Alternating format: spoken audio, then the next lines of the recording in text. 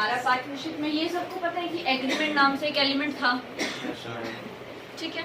अब उस एलिमेंट के अंदर क्या डिसाइड करते थे हम?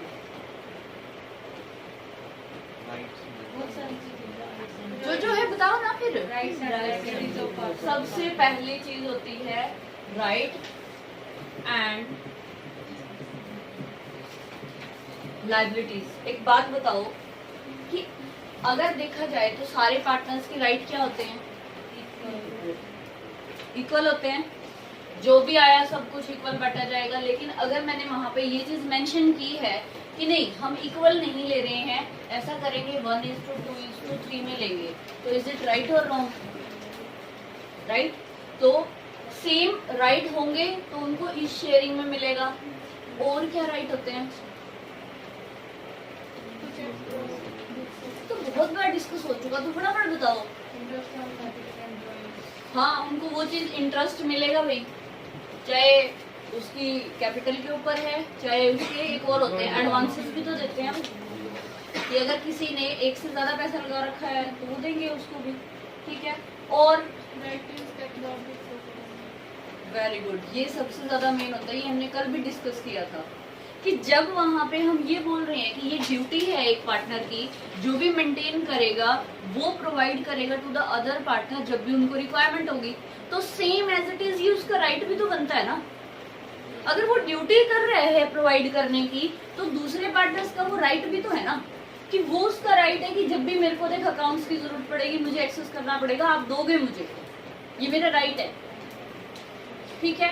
और अगर हम लायबिलिटीज की बात करें, बताओ अनलिमिटेड, मुझे वो दे दो मैंने वो लिखी है, बताओ लायबिलिटीज। लायबिलिटी कैसी होती है भाई? अनलिमिटेड। यस और नो? अनलिमिटेड मीन्स टू से जब भी कोई भी लॉस होगा तो क्या होगा, सबको एक साथ बियर करना पड़ेगा या एक अकेला पसंद करेगा? एक साथ बियर करना पड़ेगा। बट अगर वहां पर कोई just for the benefit add हुआ है तो क्या वो करेगा? वो नहीं करेगा। क्या एक नॉमिनी पार्टनर करेगा? नहीं करेगा। तो ये ना छोटी छोटी चीजें हैं, वो वहाँ पे ये चीजें याद रखनी, क्योंकि एक इसी बात पे ना पेपर में क्वेश्चन बन जाएगा कि एसबीआई बैंक ने ऐसे लोन दिया था, एक पार्टनर को वहाँ पे फिक्स कर दिया था, तो क्या बताओ अब किसी टाइम पे उनको लॉस हुआ है, बन तो वो भी पार्टनर गया ना, तो क्या वो भी देगा उसको पैसे? नो। क्यों? क्योंकि उसकी तो सिर्फ यही ड्यूटी है कि वो इंस्पेक्ट करता रहे आपकी पार्टनरशिप के अंदर कि हाँ टाइम टू टाइम क्या आप सारी चीजें फुलफिल कर रहे हो कि नहीं कर रहे हो, ठीक है। तो अगर हम पॉइंट वाइज देखें ना, इसमें देखो थर्ड आपका जो दिया है, determination of right and duties of partner by conduct between the partners. सबसे पहला आपको दिया हुआ है म्यूचुअल राइट और म्यूचुअल लायबिलिटीज। सभी को अब हम इतना पार्टनरशिप के बारे में पढ़ चुके हैं, सबको पता है कि म्यूचुअल उसके राइट क्या होंगे। क्या होंगे म्यूचुअल राइट? सेम जो भी हमने डिस्कस किए। म्यूचुअल लायबिलिटीज क्या होगी? जो हमने अभी भी डिस्कस की, ठीक है। और अगर उसमें हम ऐड करेंगे तो क्या ऐड कर सकते हैं भाई? एक बात ना हमेशा याद रखना, क्या कि जो सबसे बड़ा जो राइट होता है ना, वो ये चीजें तो हैं ही उसके साथ, बट उसके राइट में हमेशा ये याद रखना कि जैसे हमने कंपनी लॉ में पढ़ा था विसल ब्लोअर वाला, क्या था विसल ब्लोअर? कल भी किया था discuss. At any time you are feeling that की something happening wrong with you, so you have right to stand your hand कि हाँ भाई देखो यहाँ मेरे साथ गलत हो रहा है, कि क्यों हो रहा है, दैट इज विसल ब्लोअर ना। तो सेम राइट क्या आपके पार्टनरशिप में होता है अकॉर्डिंग टू द एग्रीमेंट? बताओ, एग्जाम्पल देते हैं, ठीक है। एक्स, वाई और जेड हमारी 3 पार्टनर्स की पार्टनरशिप थी, ठीक है। अब एक्स ने और वाई ने दोनों ने मिलके ना एक काम कर दिया। लेट्स से उन्होंने क्या किया, 10 लाख रुपीज की ना कोई डील कर ली, जेड को नहीं बताया। तो यहाँ पर जेड के पास ये राइट है कि वो अपनी आवाज उठाए और ये बोले कि हाँ भी देखो मुझे भी यहाँ पे पार्टिसिपेट करना था, तुम दोनों ने उठा के कैसे कर दिया? अकॉर्डिंग टू द एग्रीमेंट हम सबके पास ये राइट है ना कि आप तब तक कोई काम नहीं करोगे जब तक सबकी रजामंदी ना हो, हाँ या ना? तो ये याद रखना, सबसे पहले म्यूचुअल राइट में इनके साथ साथ, बल्कि वो तो राइट बाद में आते हैं, सबसे पहले आता है कि क्या आप एग्री हो। लाइक ऐड करें अगर हम जेड को विदाउट उसकी इंटेंशन, क्या आप उसको ऐड कर लोगे? बताओ। विदाउट उसकी इंटेंशन आप उसकी कैपिटल ले आओगे? नो। विदाउट इंटेंशन क्या आप कुछ भी कर पाओगे? मतलब एक सिंगल से सिंगल चीज भी आप क्या पार्टनरशिप में कर सकते हो? नहीं कर सकते। तो सबसे बड़ा जो राइट होता है वो यही होता है उसका कि जब भी कोई पार्टनर आएगा तब भी कंसेंट, जाएगा तब भी कोई कंसेंट, कोई काम करेगा तब भी कोई कंसेंट। तो मतलब हर एक छोटे से छोटी चीज में ये याद रखना हमेशा कि जब भी कोई काम होगा पार्टनरशिप में सबकी हाँ होनी चाहिए, ठीक है। बट एक जगह आता है क्वेश्चन मार्क। मैंने एग्रीमेंट के अंदर ये लिखा कि अब क्या है, कुछ एक काम ये ना ऐसे हैं जहां पर हो सकता है कि हम सबकी ना देखें, जैसे मेजॉरिटी, पता है मेजॉरिटी, इसके ऊपर केस बना हुआ है सिर्फ मेजॉरिटी वर्ड की वजह से। याद रखना, मैंने अपने एग्रीमेंट में ना ये क्लोज डाली कि अगर हमें ये वाले काम करने हैं, क्या काम करने हैं, लाइक हमारा जो काम है कंपनी में क्या है, डेली की हम डीलिंग करते हैं कि सामान देखते भी हैं, कस्टमर आता है लेकर जाता है, क्या अब इन चीजों के लिए उनकी सबकी रजामंदी होना जरूरी है? तो देखो वो तो डेली है, आप हमारा ऑर्डिनरी कोर्स ऑफ बिजनेस है यार, वो तो हमें करना ही पड़ेगा। बाय द चांस एक के घर पे कोई काम है वो नहीं आया तो क्या हम वो नहीं करें? तो वो अपने एग्रीमेंट में ना ये क्लोज डाल देते हैं कि अगर हमें कोई एक्टिविटी करनी पड़ी और जहां पर हमें वो करनी जरूरी है, उसके बिना चलेगा नहीं हमारा काम, तो आप क्या करोगे, वहां पे मेजोरिटी से कंसेंट लेके आप कर सकते हो। मेजोरिटी मीन्स टू से 3 में से अगर आपके 2% ये एग्री करते हैं कि हाँ ऐसा हो, 5 है तो 3 बंदे ऐसे हैं जो यस बोल रहे हैं। मेजोरिटी मीन्स आप खुद ही समझ जाना कि मोर देन 50% अगर यस बोले तो आप वो काम कर सकते हो, दैट इज कॉल्ड मेजोरिटी, ठीक है। लेकिन इसके ऊपर केस क्या बना था, ये बना था कि जैसे वहां पे वो लोग 5 पार्टनर थे, ठीक है, 5 पार्टनर ने ना, पता है क्या, एक पार्टनर क्या था, आउट ऑफ इंडिया था, उसकी वजह से उन जो बचे हुए पार्टनर थे ना 4, उन्होंने क्या किया, अपने बिजनेस की एक्टिविटी को ये चेंज कर दिया जब वो अब्रॉड से वापस आए। समझ रहे हो बात को? क्या कि ये नॉर्मल, देखो ऑर्डिनरी काम के लिए आपने लिखा कि मेजॉरिटी, ठीक है, कि अगर कोई मेजॉरिटी में डिसीजन लेना पड़ा और बाय द चांस कोई नहीं है अवेलेबल, देन हम क्या करेंगे, डिसीजन ले लेंगे। बट अब देखो उन्होंने एग्रीमेंट की इस क्लोज का क्या फायदा उठाया, कहते कि देखो वो तो गया हुआ है, अगर वो होगा तो ये काम करने नहीं देगा। और सबसे ज्यादा कहते हैं ना, कई बार कोई पावरफुल बंदा होता तो पिछले वो यही सोचते ही। तो ऐसा उन्होंने क्या किया कि उन्होंने बिजनेस की जो एक्टिविटी थी उसको ही उठा के चेंज कर दिया। और आके जब उस लास्ट वाले पर्सन ने ये बोला कि हाँ भाई आपने ऐसा क्यों किया, इन्होंने 4 बंदों ने उठा के एक क्लोज दिखा दी, देख भाई हमने ऐसे से लिखा था, तूने साइन भी किए हुए हैं कि मेजॉरिटी ऑफ द अगर पार्टनर्स हैं और वो एग्री होते हैं, then you have to do that work. But ये याद रखना, कभी भी वो nature of the business change नहीं कर सकते। इवन तो उन्होंने मेंशन किया है अपने एग्रीमेंट में कि अगर मेजॉरिटी है देन आप काम कर लो, ठीक है। तो हमेशा ये याद रखना, चाहे एग्रीमेंट में आपने लिखा है कि मेजॉरिटी की कंसेंट होगी, आप वो काम कर सकते हो, ठीक है। बट फिर भी अगर आपने nature of the business change कर दिया ना, मतलब कह सकते हो कि substantial part of the business आपने चेंज कर दिया। सब्सटेंशियल पार्ट समझते हो, सबसे मेन पार्ट बिजनेस का, उसमें ही अगर आपने चेंज कर दिया तो क्या वो ठीक है? Absolutely not. उसके पास पूरा ये राइट है, म्यूचुअल राइट है, नॉर्मली है ये, जरूरी नहीं है आप मेंशन करोगे वहां पे कि वैसे तो मेजोरिटी से लेंगे बट अगर नेचर ऑफ बिजनेस चेंज करेंगे तो सबकी होगी। लिखना जरूरी भी नहीं है कि एग्रीमेंट में आप ये लिखोगे। यहाँ पर ये 4 बंदे से इस एक लाइन की वजह से बचना चाह रहे थे, तो रियलिटी में जब जजमेंट आई तो ऐसा आप नहीं कर सकते, ठीक है। तो आप क्या nature of the business change कर सकते हो without consent? No. But ordinary course of business में जो जनरल एक्टिविटी चलती थी वो आप कर सकते हो अगर आपने क्लोज डाला है मेजॉरिटी का। Then understand? अब लिखेंगे कैसे, देखो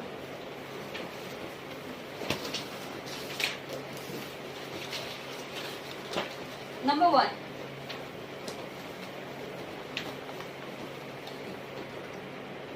the mutual right and duties of the partner. Mutual right and duties of the partner.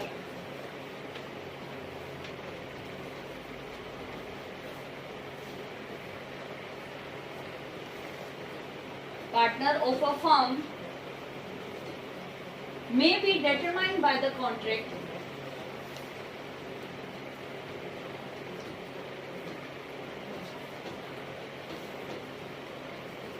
It may be express or implied.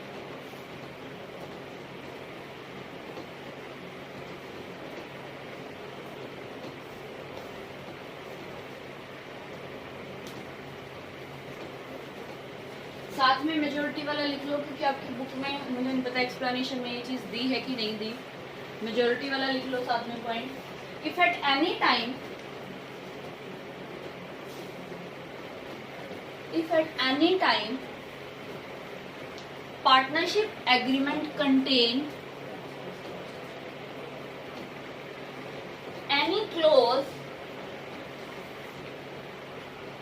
related to the decisions of partnership,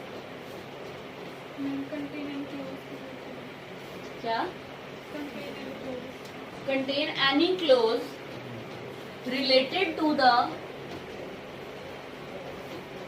majority of partners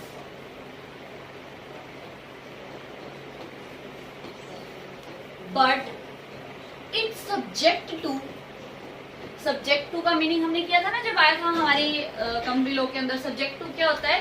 normally general rule लगेगा but ये चीज उसके ऊपर override करती है, उसके ऊपर prevail करती है। तो लिखो but subject to nature of the business और substantial part of the business. ठीक है, तो मतलब क्या हुआ इस चीज का कि आप अपनी फर्म के अंदर कोई भी डिसीजन ले सकते हो मेजॉरिटी के साथ, बट ये सब्जेक्ट टू है किसके? आप ऐसा कोई डिसीजन ले लोगे जिसमें आपकी नेचर ही चेंज हो जाए, बिजनेस की सारी एक्टिविटी ही चेंज होगी। वो आगे देखते अच्छा ये क्या हुआ, हम तो इस चीज का बिजनेस कर रहे थे, ये चेंज हो गया सारा, वो उठा के ये मेजॉरिटी दिखा देते हैं। कहते no you can't do this. ठीक है, अब एक और बात, एक चीज इसी में ही है और अभी ये पॉइंट चल रहा है। अब एक पर्सन है, यहाँ पे दो बातें आएंगी, दोनों एक साथ ही करना कि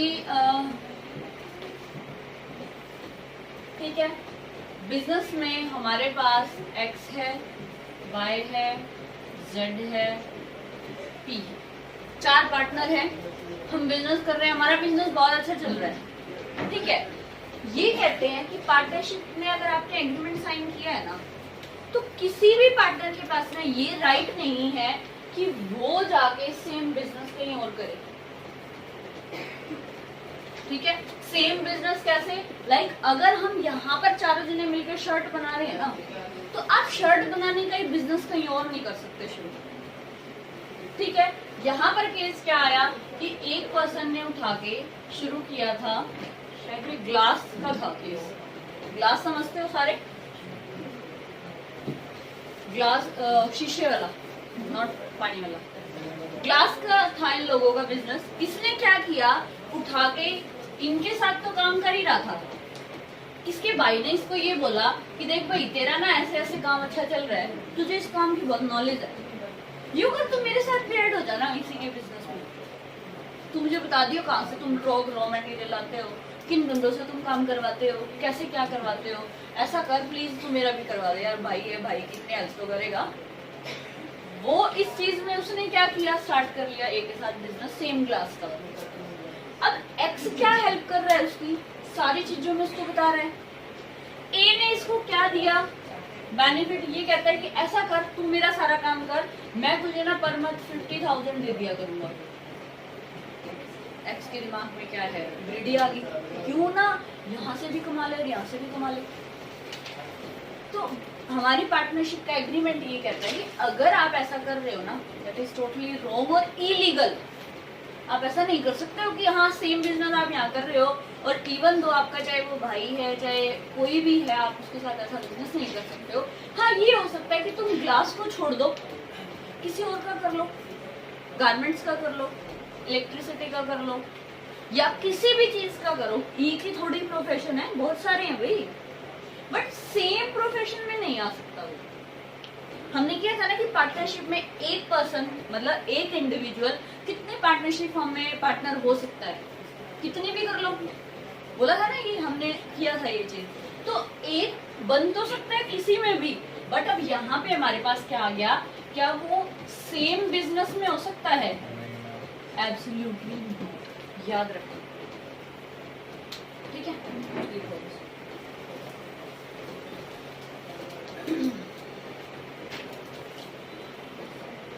Partner shall not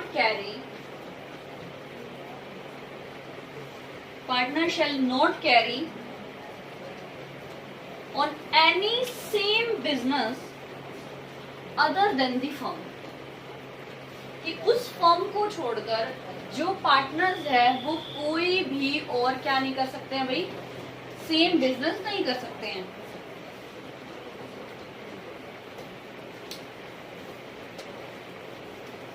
ठीक है। सो इन शॉर्ट अगर मैं इस पूरे मतलब एग्रीमेंट के साथ वाले हमारी इस क्लोज का पूरे का अगर हम क्रश निकालें तो हमारे पास क्रश क्या आता है कि जो म्यूचुअल राइट लायबिलिटी है सबको मिलेंगी। कंसेंट के साथ काम करना है, ठीक है, बट आपने अगर म्यूचुअली उसके अंदर ये क्लोज डाल दिया कि हाँ भाई सबकी एग्रीमेंट सबकी रजामंदी के साथ हम ये क्लोज डाल रहे हैं कि बाय द चांस कोई नहीं हुआ तो मेजोरिटी से डिसाइड करेंगे, आप ये कर सकते हो, एब्सोल्युटली कर सकते हो। बट इसका ये मीनिंग नहीं है कि आप उठा के बिजनेस ही चेंज कर दो या उसका सब्सटेंशियल पार्टी चेंज कर दो या इन्फ्लुएंसिंग पार्टी चेंज कर दो। मतलब ऐसे बहुत सारे वर्ड हैं, ये थोड़ा केस की सेंस को समझना जब भी आपके पास ये आ जाए। अगर 80% भी उसने चेंज कर दिया तो बिल्कुल है भाई, 80% तो बहुत ज्यादा हो जाता है। अरे बात समझ, तो आप ऐसा नहीं कर सकते हो। और लास्ट जो चीज आई कि आप सेम बिजनेस किसी और के साथ नहीं कर सकते। अगर वो बिजनेस छोड़ दे तो बिजनेस छोड़ दे दे पब्लिक नोटिस, एब्सोल्युटली ये क्या वो कर सकता है। हाँ, एक बंदा एक बिजनेस में एक पार्टनरशिप फर्म में रह सकता है, पूरे का क्रश ये है। वैसे चाहे वो 10 पार्टनरशिप में बन जाए लेकिन 10 के बिजनेस अलग होने चाहिए। ये नहीं है कि यहाँ पे भी कर रहा है, वहाँ पे भी कर रहा है, वहाँ पे भी कर रहा है। ठीक है। हाँ भाई, किसी और को कोई कंफ्यूजन क्लियर है? लॉजिक विदाउट पैसे के वर्क करे तो भी हाँ बिल्कुल नहीं कर सकता भाई, ये रहने दे, नहीं कर सकता, सेम बिजनेस में हो ही नहीं सकता। क्योंकि पैसे का तो जस्ट मैंने एग्जांपल लिया है, बुक्स में तो साफ लिखा हुआ है कि आप हो ही नहीं सकते, पैसे तो लिखा है फॉर द कंसिडरेशन और नॉट, ऐसा वर्ड भी यूज नहीं किया इन्होंने।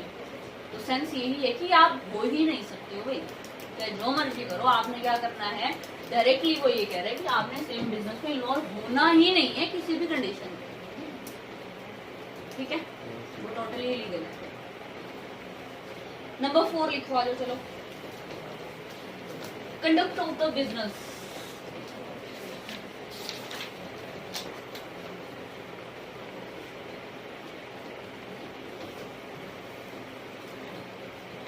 देखो सबसे पहली लाइन लिख लो, कंडक्ट ऑफ द बिजनेस में it is the right of the partners. क्या राइट है भाई?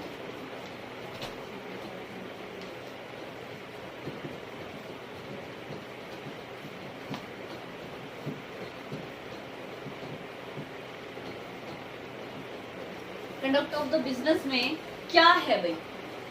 कंडक्ट मीन्स टू से काम करना। सो इसका मतलब क्या है? सबसे पहला तो मैंने बोला फर्स्ट पॉइंट है ये, इसका राइट है हर एक पार्टनर्स का। कैसे बताओ कैसे? रिमेम्बर वन थिंग, जो हमारा 5th एलिमेंट था पार्टनरशिप का, क्या था? म्यूचुअल राइट है, सॉरी म्यूचुअल एजेंसी है, जिसमें क्या होता था, एक पर्सन सभी के लिए काम कर सकता है या सभी मिलके उस एक के लिए काम कर सकते हैं। ठीक है, बात समझ में आई। अब ये वाली चीज है यहाँ पर, अब इस एक पर्सन ने इसके ऊपर ये एलिगेशन लगा रखा, देखो तुम काम नहीं करोगे, मैं करूंगा। ऐसा तो कुछ नहीं है ना। तो कंडक्ट ऑफ द बिजनेस में फर्स्ट ये राइट इसका क्यों बता रहा है, वो इसीलिए ही बता रहा है। देखो जो एक पर्सन सबके लिए काम कर रहा है ना, उसने खुद थोड़ा ही डिसाइड किया कि मैं काम करूंगा। ये तो सबके म्यूचुअली वही हुआ होगा ना कि अंडरस्टैंडिंग है कि ठीक है यार इसको सारा काम आता है, ये कर लेगा, छोड़ो। पार्टनरशिप में यही चलता है, एक को आ रहा है एक कर लो, दो को आ रहा है दो कर लो, 5 जने और 5 जनों का काम 2 जने कर रहे हैं, ठीक है कर लो, पैसा सबने लगा रखा है, उसके हिसाब से 2 जने हम उसको सैलरी दे देंगे, भी तुम लोग सारा दिन इसी में रहते हो, हम साइड बिजनेस भी कर रहे हैं। तो वो उनके एग्रीमेंट के ऊपर डिपेंड करता है कि वो काम कैसे कर रहे हैं। बट अगर डायरेक्टली इस चीज को देखा जाए, ये सबका राइट है कि सारे जने आओ और बिजनेस को कंडक्ट करो, ठीक है। कोई मना नहीं कर रहा है उनको कि आपको ये काम नहीं करना। सबसे पहली चीज क्या आती है, राइट है ये उनका कि वो कंडक्ट करते हैं उसको, बिजनेस को। लिखो, अब इसको वैसे लिखोगे, it is the right of the partners to conduct the business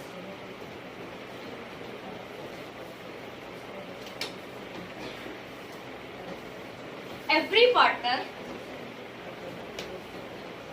bound to perform his duty. Every partner is bound to perform his duty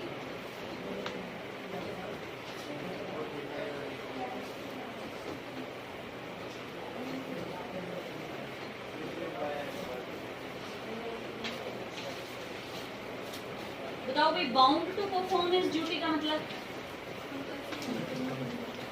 compulsory है कि नहीं है? कंपल्सरी है। देखो अब 5 जनों का काम मैंने लिया है कि मैं कर लूंगी, कोई बात नहीं, कोई दिक्कत नहीं है मुझे, मैं इजीली कर पाऊंगी, मुझे आता है ये काम बहुत अच्छे से। 5 के भी हाथ पे वो एक बंदा कर रहा है काम, तो क्या है वहां पे, ये तो नहीं कहा ना उसने कि भी तुम करोगे ही नहीं काम, भी आओ मुझे कोई प्रॉब्लम नहीं है, देखो काम करवाओ मेरे साथ, मुझे कोई प्रॉब्लम नहीं है। फिर एक बात बताओ, सेम वही याद करो थर्ड पॉइंट वाला, अब मैंने सारी रिस्पॉन्सिबिलिटी एक बंदे को दे दी, तो क्या सारे डिसीजन लेने की पावर भी कोई दे दी क्या? We are just giving the conduct of business power to 1%। याद रखना ये बात, हमने सिर्फ उसको बिजनेस कंडक्ट करने की पावर दी है, ये नहीं है कि बिजनेस में कोई भी डिसीजन लेना है तो बैठ के ले अपने आप, हमने ये नहीं दी थी। तो वही सेम क्लोज इसमें भी ऐड होगा कि क्या होगा, जैसे ही कोई डिसीजन लिया जाएगा सबको बुला डिसीजन ले, चाहे फोन पे ले, वो आप लोगों की मर्जी है कि आप कैसे लेते हो, बट आप ऐसे कोई डिसीजन नहीं ले सकते, ठीक है। तो यहाँ पर कंडक्ट ऑफ द बिजनेस में ये इसकी एक्सेप्शन बन जाता है। एक्सेप्शन क्या होती है कि लगेगा तो जनरल रूल, बट एक्सेप्शन वाला फॉलो किया जाएगा, ठीक है। बिजनेस कंडक्ट करेगा ओके है बात, बट वो ऐसा नहीं है कि डिसीजन भी खुद ही ले लेगा सारी, ठीक है। दूसरा है bound to perform his duty. अब इस बंदे ने ये कहा कि मैं ये सारा काम कर लूंगा, अब ये बाउंड है कि नहीं है? बिल्कुल है काम करने के लिए। और अदर्स जो है वो इसके पास जाके ये बोल सकते हैं कि नहीं बोल सकते हैं, हाँ भाई ये हमारा काम हो गया, बोल सकते हैं, बिल्कुल बोल सकते हैं। दूसरा, जब भी उनका मन करे कि चलो देख कर आते हैं कि बिजनेस में आज के टाइम में क्या चल रहा है, अपने 1 महीना हो गया हम गए ही नहीं, क्या जाके एक्सेस कर सकते हैं? एब्सोल्युटली कर सकते हैं। क्या वो अकाउंट्स ओपन करके देख सकते हैं? बिल्कुल देख सकते हैं। तो ये सारी चीजें जिस पर्सन को रिस्पॉन्सिबिलिटी दी है वो इस चीज के लिए बाउंड है कि जो बंदा जो मांग रहा है उसको खोल के दे दो। अंडरस्टैंड? चलो लिखो अब जो लास्ट रह गया, bound to perform his duty लिख लिया। आगे लिखो, at the time of taking decision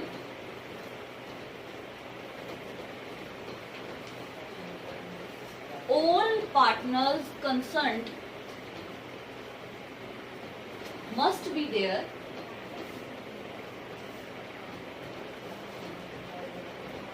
because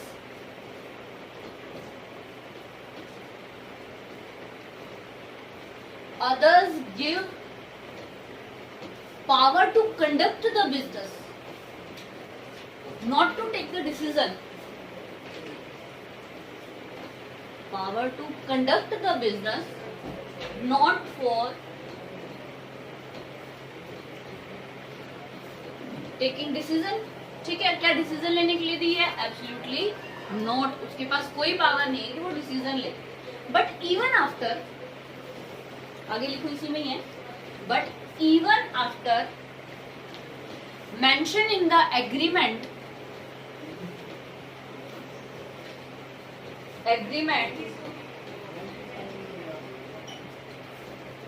decision will be decided by the majority। ठीक है भाई, चाहे आपकी एग्रीमेंट में ये चीज मेंशन है कि आप क्या करोगे, मेजोरिटी से डिसीजन लोगे। अब मान लो यहाँ 5 में से 3 बंदे कंडक्ट ऑफ द बिजनेस में लगे हुए थे, वो क्या कहते हैं 3 तो है ही, कर लेते हैं काम। ठीक है, ये वहां आती है बात कि 5 में से 3 बंदे काम में लगे हुए, मेजोरिटी होगी तो उन्होंने ये काम कर दिया। ठीक है, कैसे हो जाएगा? Then conduct of the business, किसी को कोई प्रॉब्लम अभी भी? बुक में कुछ एक्स्ट्रा दिया है भाई? देखो बुक में क्या क्या दिया हुआ है। First of all right to take the conduct of the business, कि सबको है पार्टिसिपेट करने का। Every partner is bound to attend diligently to his duty in conduct of the business, obviously bound to duty है, कर लिया ये भी हमने। थर्ड देखो, अगर कोई डिफरेंस अराइज होता है as to the ordinary matters connected with the business may be decided by the majority of the partners. वही मेजोरिटी वाला है कि ऐसा नहीं है कि आपने ऐसा किया तो मेजोरिटी से कर लो। ठीक है, आपने अगर एग्रीमेंट में डाला है तो आप सिर्फ वही डिसीजन ले सकते हो जो ऑर्डिनरी है, ये नहीं है कि उठा के आपने बिजनेस चेंज कर दिया। ठीक है, लिखा हुआ है ना कि but no change may be made in the nature of the business without the consent of the partners, लिखा भी हुआ है। डी है इसका, every partner has a right to access to and inspect और copy of the books of the firm. बिल्कुल, अगर एक बंदा काम कर रहा है सारे, तो सारे जने उसी के पास जाके मांगेंगे ना, कॉपी दिखा, अकाउंट्स दिखा, क्या काम कर रहा है वो दिखा। फिजिकली वो चेक करके आ सकते हैं अपनी फैक्ट्री जो भी अपनी फर्म काम कर रही है उसको, तो सब कर सकते हैं वो, ऐसा नहीं है कि वो उनको रोक सकता है। ठीक है, लास्ट है, in the event of the death of a partner his heir और लीगल रिप्रेजेंटेटिव और their duty authorised agent shall have a right to access. बिल्कुल, अब वो मर जाएगा तो उसके लीगल हेयर को तो है ही सेम राइट। ये बात भी हम कर चुके हैं कि जैसे उस बंदे के पार्टनर के राइट होते हैं सेम उसके लीगल हेयर के होते हैं। ठीक है, consulted access the books, done. Number 5 लिख लो last, mutual right and liabilities.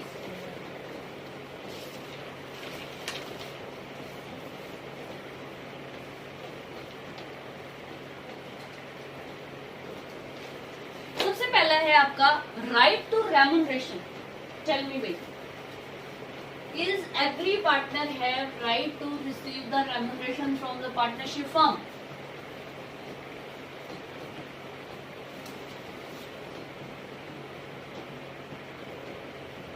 Remuneration of partner, और ये बोल रहा है राइट। बताओ भाई, every partner have right to receive the remuneration from the partnership? No, no, बिल्कुल आपको यही लिखना है, but answer firstly you have to write no. According to the, अगर हम पार्टनरशिप एक्ट 1932 देखें तो किसी भी पार्टनर के पास ये राइट नहीं है कि वो रिसीव करे सैलरी। बट प्लस करो इसी में क्या कि अगर आपने एग्रीमेंट में ये बात लिखी हुई है कि हमारा काम सबके बिहाफ पे ये 2 बंदे कर रहे हैं और हम इनको सैलरी देंगे, हम इनको रेम्यूनरेशन देंगे, बिकॉज ये 2 पर्सन सिर्फ यही ही काम कर रहे हैं ना, ये कुछ और नहीं कर रहे हैं। ठीक है, तो उस टाइम पे उनको मिलेगा। लाइक लिखा भी हुआ है, no partner is entitled to receive any remuneration in addition to his share in the profit of the firm for taking part in the business of the firm. आप एज इट इज उठा के लिख सकते हो, और कहो तो मैं अपनी लैंग्वेज में लिखवा दूं इसको, क्योंकि म्यूचुअल राइट और लायबिलिटीज हम जब से चैप्टर शुरू किया है तब से डिस्कस कर रहे हैं। ठीक है, ये कहते हैं लेकिन किसी टाइम पे अगर आपने अपने एग्रीमेंट में एक्सप्रेसली ये चीज लिख दी है कि हाँ हम इस पर्सन को राइट देंगे for the remuneration, then you have to make. ठीक है, सेकंड आता है राइट टू शेयर प्रॉफिट। बताओ भाई,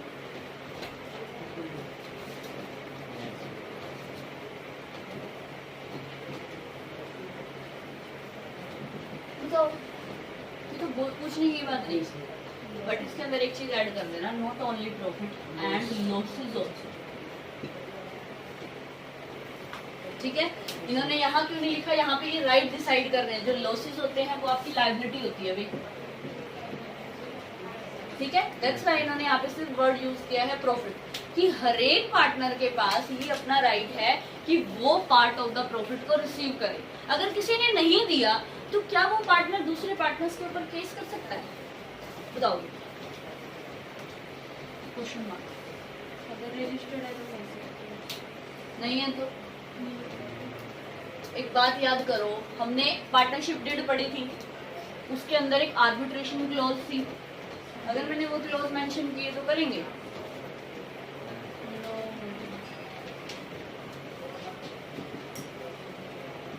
आर्बिट्रेशन क्लॉज याद है? पहले तो ये बताओ किस किस को ये याद है? तो बताइए थी मैंने, रिमेंबर दैट। बताओ भाई, निखिल, आर्बिट्रेशन क्लॉज नहीं याद? शिवी, क्या करते हो तुम क्लास में? कितना अच्छे से डिस्कस किया था ना हमने उसे। हाँ बताइए अंजलि। मैम, जो पार्टनर होता है वो मेडिएटर डिसाइड करते हैं कि अगर हमारे बीच डिस्प्यूट हुआ तो ये सेटल हम्म। करेगा। रिमेम्बर शिवी, क्या था? जो पार्टनर की बीच डिस्प्यूट होगा उसको सेटलमेंट करने की कोई हमने ये डिसाइड किया कि हम एक मिस्टर ए है उसको रख रहे हैं हमारी पार्टनरशिप में as a arbitrator. If any time अगर हमारी पार्टनरशिप में कोई डिस्प्यूट अराइज हो गया, चाहे हमारा बिटवीन द पार्टनर्स है, चाहे विद थर्ड पार्टी है, विद एनीवन है, लेकिन हमारी पार्टनरशिप का कोई भी मेंबर इन्वॉल्व है उसके अंदर, तो वो जाकर क्या करेगा, उस डिस्प्यूट को सॉल्व करेगा। ठीक है, अब आर्बिट्रेशन में मैं कहती हूँ कि हमने एग्रीमेंट के अंदर क्लोज ही नहीं डाला, क्या आप दोबारा फिर उसमें ऐड कर सकते हो? थोड़ा सोच के जवाब दो। मैंने एग्रीमेंट के टाइम पे आर्बिट्रेशन क्लोज को नहीं डाला, ठीक है। अब हमारे यहाँ पे डिस्प्यूट अराइज हो गया, भाई इसने मेरे प्रॉफिट देने थे, नहीं दिए, हम दोनों बिड़ लिए। जो XYZ थे, लेट से XY ने क्या किया, खुद ले लिया, Z को नहीं दिया, Z ने उठा के मेरे पे केस कर दिया। क्या वो कर सकता है ऐसा? एब्सोल्युटली कर सकता है, बट रजिस्टर और नॉट रजिस्टर का कोई रोल नहीं होता।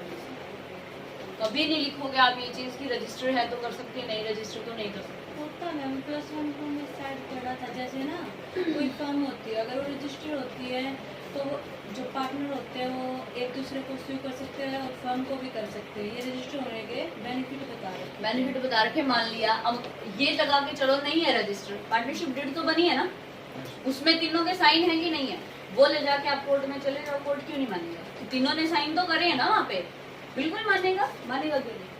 कर सकते हो आप। आपका शेयर नहीं दे रहा है वो, और आपका ये राइट है, और ये तो जनरल राइट है, बिल्कुल ही म्यूचुअल राइट बोल रहा है ना।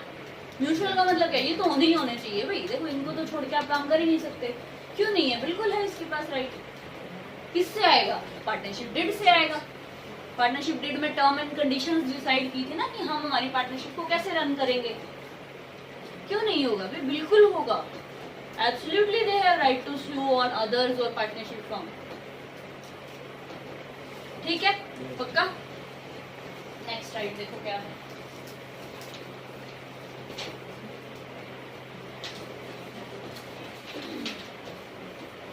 इंटरेस्ट ऑन कैपिटल, बताओ इंटरेस्ट ऑन कैपिटल मिलेगा कि नहीं मिलेगा?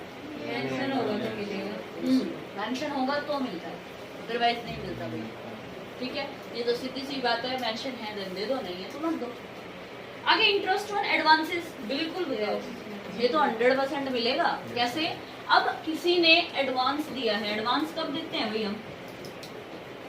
किसी के पास बहुत सारे पैसे पड़े हैं, कहाँ लगाऊं? ऐसा करते हैं पार्टनरशिप में डाल देते हैं, कुछ ना कुछ तो आएगा। तो एक टाइप से ये एक इन्वेस्टमेंट होती है सामने वाले की पार्टनरशिप के अंदर। तो इन्वेस्टमेंट पर्सन कब करता है? जब उसको कुछ रिटर्न का है कि हाँ मुझे उम्मीद है मेरी रिटर्न आएगी। तो विदाउट रिटर्न क्या आप ये काम करोगे? बिल्कुल भी नहीं करोगे। तो उसको ये पता है कि अगर आपने एडवांस दिया है तो कितने परसेंट है, 6%। ये चेंज होती रहती है, ठीक है। तो अभी के लिए क्या है, 6% है। हमारे टाइम में मुझे याद आ रहा है 6% ही थी, 6% ही रहती है।